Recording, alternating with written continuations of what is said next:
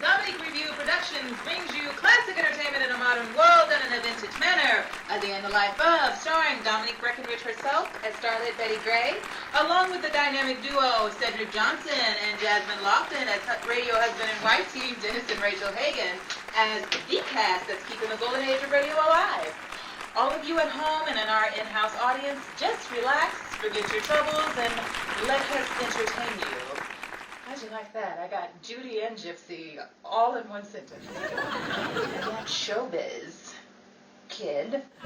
Now, let's take a walk at the park in sunny California where I am in the middle of reading the fashion magazine. Hey, Betty, you're sitting under the tree? Reading? I resent the tone in your voice, Rachael. Just because I'm an actress doesn't mean I don't read. You'd be surprised. Visualization only goes so far, interpreting a script just from its title before the words must come into play. That's why they're called talking pictures. No, I didn't mean anything like that. I mean, what are you doing at the park? Oh, I'm dog sitting for Henry while he's visiting his sister on vacation. Who's on vacation? Him or his sister? Oh, boy. For time's sake, Rachael, let's just say both. Oh, wow, what a beaut. He's so petite and tiny. What dog are you talking about? The one beside the horse. That's no horse. That's the dog. What's that? A squirrel. No. You mean that big beast is a dog? Yes, it's a Great Dane. It must be. Only a lady would attract such company. Rachael, you're not a blonde, but your moments seem to go way past platinum. That's what my musician keeps telling me. But every time I walk out, it goes silver all over again with one look at Dents. Betty! The horse! I mean, the stallion! I mean, Calm down, Rachel. It's nothing to worry about. I'll go over and get him, huh? You see, the dog is trained. Every time he hears your husband's name, he attacks. Exactly. Since Henry fired your husband as his agent/manager, your husband has been seen lurking on Henry's property. I told Dennis not to do that. Definitely. The sure way to handle things isn't by ordering $100 worth of groceries under your former client's name with a note, "Manage that, why don't you?" attached. Signed, your former manager. He burns more bridges that way. He better hope he never ends up back in New York, or he'll be stuck on that island permanently. When it comes to Dennis... Rachel, no! Betty! Rachel! No! Quick! No! I can't! The trees are slapping me in the face! Slow down, Butch! Slow down! Betty, put your foot down! Rachel, I am not a Model T Ford. Oh, no! Betty!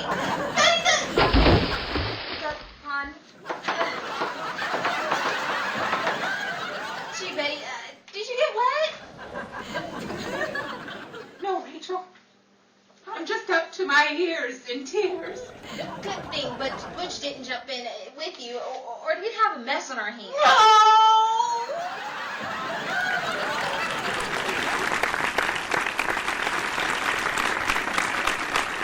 I'm dry.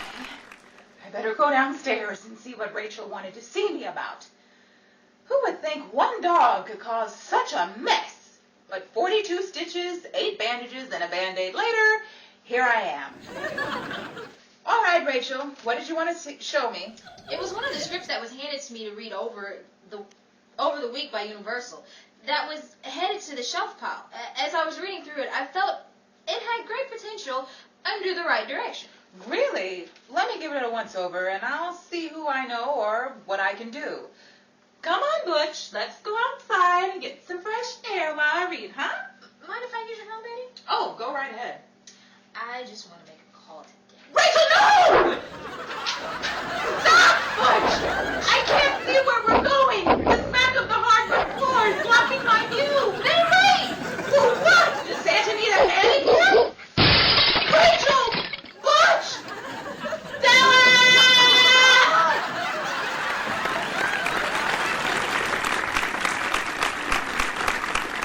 Rachel, this script is rather good. Listen, I think I know the perfect person to pitch this to. How about on my way from the studio, we swing by his apartment? Sure, Betty. Why are we stopping by the studio? Seems to me we should really go to the hospital. Are you kidding? Have you seen what the studio can do to your appearance? They turn a Margarita Carmen Cancino to Rita Hayworth, and only pictures can prove what they did to Greta Garbo. Trust me, Rachel, there's nothing a hospital can do for me that the studio can't do better. Now, sit tight. I'll go answer it. Hey, Betty. Whoa, what happened to you? Get out, get out, get out. What's the idea, Betty? You can't be here, Bellamy. You have to leave. Bellamy, Betty, Lancaster, get out. Betty, why? You mean other than the restraining order that hasn't been lifted on you? I can think of plenty. But right now, I don't have the time to explain. The beast with 5 fingers is after you. Never mind. I can't talk to you out here. Step out. Betty, look at the way you look. What happened? You look like you're auditioning for the monster in the Frankenstein movie. Hey, you don't know anything, do you? They were supposed to let me know about that. No! Boy, you sure look run through the mirror. Well, you would too if you just had your face stripped by a row of trees, your skin torn off from swimming in the pavement, your hair soiled from bathing in the pond, and your body shattered from diving through glass. Tough breaks. Hey, listen, Betty. Can I come along with you guys? Go with who, where? You and Rachel. To the director's place to send him the script Rachel gave you to read. How did you know about that?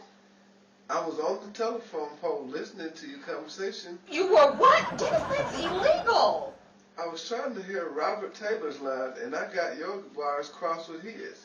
Come on, baby, I can come along with you. No, you can't, Dennis. I don't want to seem to be rude, so I'll put this as simple as possible. As delicately as I know how. No. Why not? Because of your name. What's in the name? That which we call a rose. By any other name would smell as sweet. Norma Shearer. What time do we leave? Did you hear me? Sure. What time do we leave? Leslie Howard? Oh, no, you don't. Nothing doing. Betty, aren't you a baseball fan? Well, Or wasn't that your picture in the paper hitting the umpire with a baseball bat?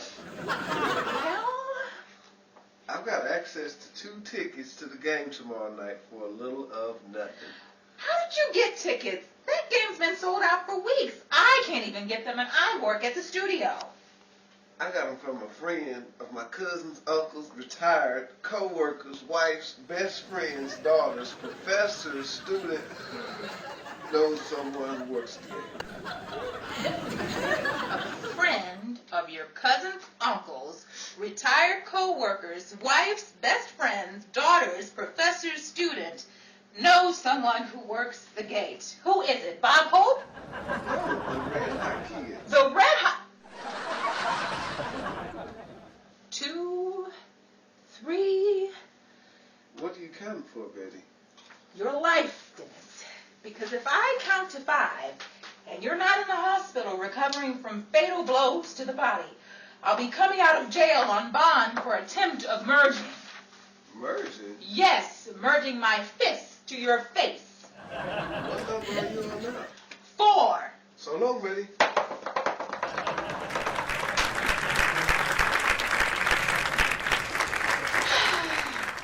Okay, Rachel. This way. We'll have the front desk ring up Mr. Ellis and we'll pitch him the script. I'm sure he'll be interested. That sounds fine. Hey, wait a minute. Look. There's Dennis over there sitting in the window seat. Are you sure? How can you tell? The person's holding a book in front of their face. Because the book is upside down. So it is Dennis. No, he wouldn't let me do one simple thing without interference from the outfield. Never mind that. I know how to fix him. There's a new picture out about 2 old ladies, elderberry wine, the Panama Canal, and a window seat. Let's just say another yellow fever victim. Sorry, Rachel. Not at all, not at all. I'll leave the dummy to Bergen. I've always been fond of a son of the sea cook. I'm not a cab driver. I'm a coffee pot. Chasing Sanborn or Maxwell House. Rachel, never mind. Let's go see what Dennis is up to. Wait, Betty. I've got a better idea. Watch this. Isn't that Lena Horn by the desk? What?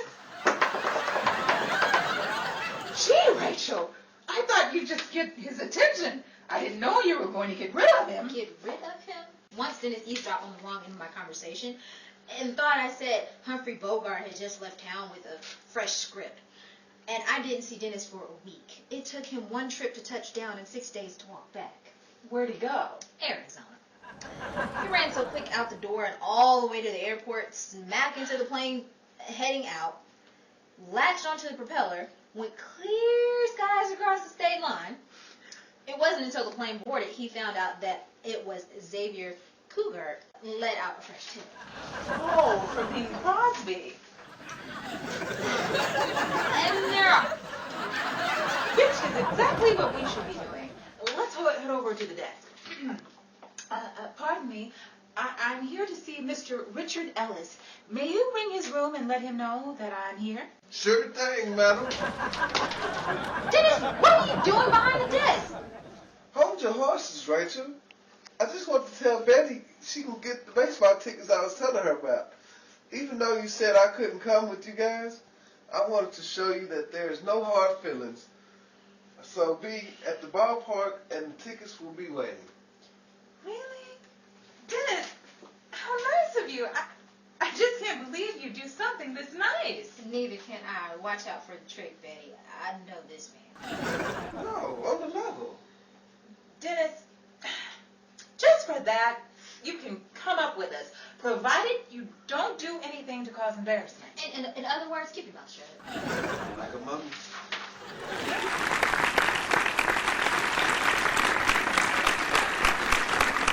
And Dennis said he knew someone who worked the gate. I didn't take him quite so literally.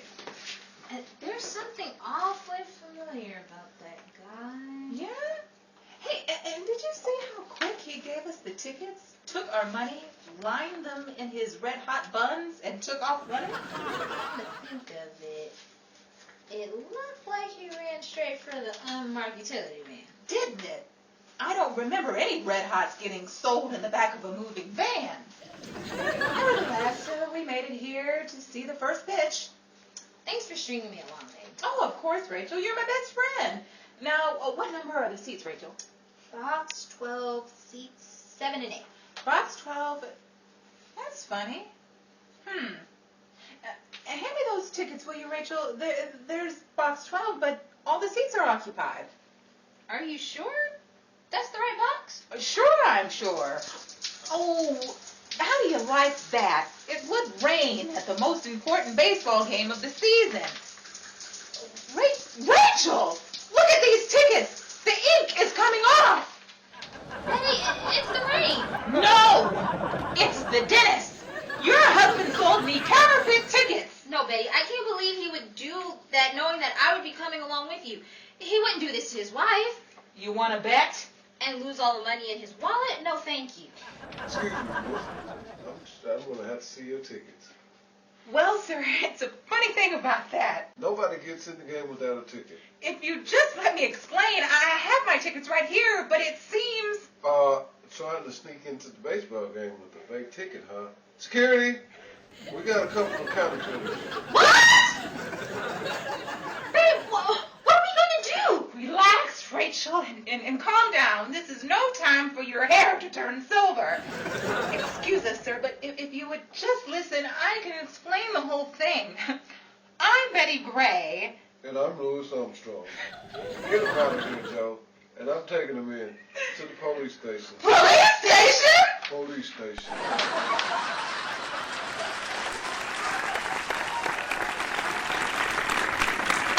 Well, that took long enough. It took 10 minutes to convince the judge we weren't counterfeiters, 5 minutes that I was indeed actress Betty Gray, And 8 hours to convince the judge that I was actually married to Dennis Hagen. Here's the newspaper stand on the corner, Rachel. Wait a minute while I stop by and grab a magazine. Betty, don't look now, but if I didn't know any better, that outfit on the front page of the Los Angeles Times looks rather familiar. Isn't that you with the purse in front of your face and your hand stretched out striking the camera? Not again! Oh!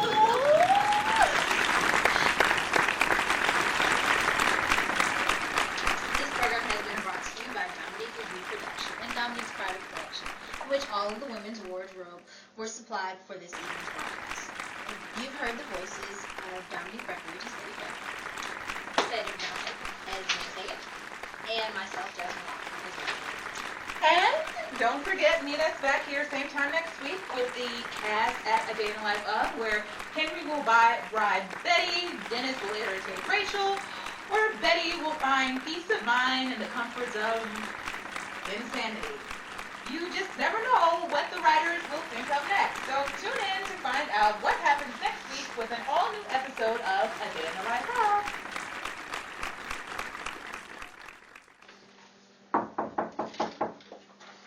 Betty, I came to apologize about the tickets. I wouldn't have done it had I known Rachel was with you. That's, I thought you were going to take Henry. What I meant to say is... No need, Dennis. Great day in the morning! Rachel, help! Call Lone Sandy Jr. The Wolfman is after me. Good night, everybody. Okay. Oh, look at that. Oh, look at that at all. And now I can't quit laughing. Okay. Because all I'm seeing is the way you looked when you did that. Okay. Ooh, 5, 6, 7, 8. Okay. That's what my musician keeps telling me, but every time I walk out, it goes silver all over again. With just one look at Dennis. Hey! Oh! I'm sorry. Wait. Let's just pick it up from your punchline. Sorry. Okay. One of the scripts I was handed and to read over. Okay, sorry. It's one of the scripts I was handed to read over the week by Universal. It was handed to me. It was the head of the. Jesus. Okay. That was the head of the shelf pile. Yeah, they used to shelve things if it wasn't going to be any good, so they handed it to you to read first. Okay.